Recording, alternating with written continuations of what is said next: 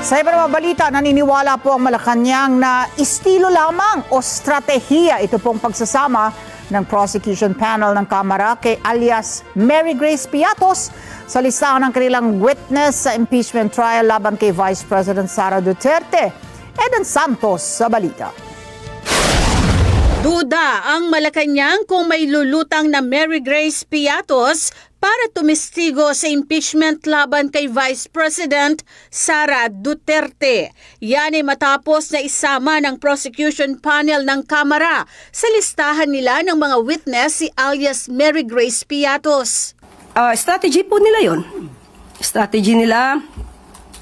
Pero kung ayon sa PSA ay walang Mary Grace Piatos. So baka mahirapan silang makita kung sino yung Mary Grace Piatos. Pero nasa kanila po yung style or strategy. Inamin naman ni Manila 3rd District Representative Joel Chua na isa sa tatayong prosecutor sa impeachment ni VP Sara na kabilang si Mary Grace Piatos sa kanilang testigo na isinumite sa pre-trial conference. Pag hindi dumalo, so ibig sabihin, tama yung teorya natin na talaga namang walang Mary Grace Piatos. Pag dumalo naman, subject namin siya sa cross-examination. Eden Santos para sa Mata ng Agila. Matatag, matapang, matapat.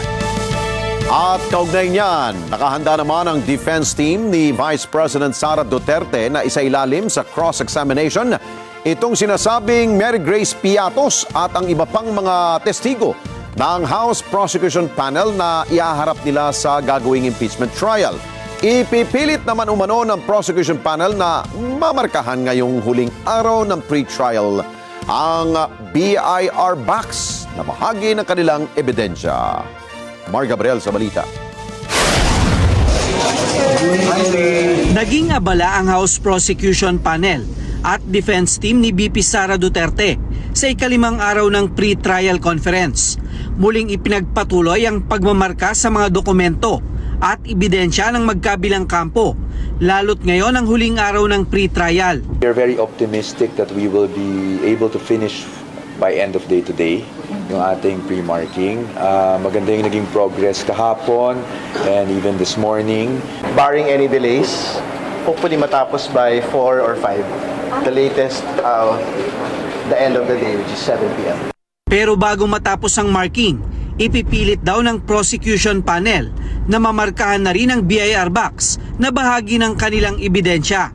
Ayon kay Representative Terry Ridon, na isa sa mga tumatayong lead prosecutors, kung hindi man madidesisyonan ng impeachment court ang hiling nilang mabuksan ang kahon, nais nilang mamarkahan ang mismong box na tiyak daw silang naglalaman ng tax documents ni VP Sara at asawang si Man Scarpio.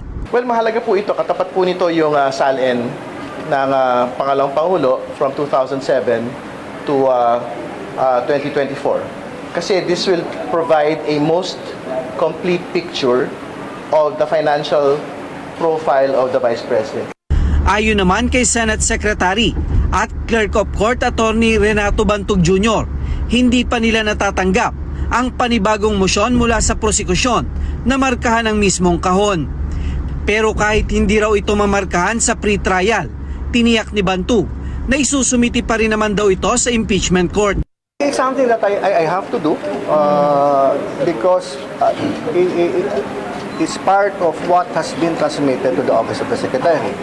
Samantala, walang nakikitang problema ang defense team ni VP Sara sa plano ng House Prosecution Panel na ipatawag bilang witness sa paglilitis si Mary Grace Piatos. Karapatan daw ng prosecution na ipatawag ang mga nais nilang witness. Well, that's the prerogative of the prosecution, and sa amin nga, parati namin sinasabi, once they're presented, they will be subjected to cross-examination on our part.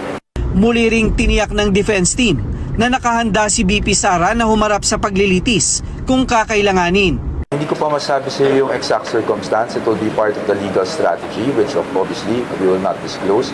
But in case kailangan, that will be upon the advice of counsel, which is the defense. Hindi pa masabi ng Clerk of Court kung kailan nila mailalabas ang pre-trial order na maglalaman ng resulta ng isinagawang pre-trial conference.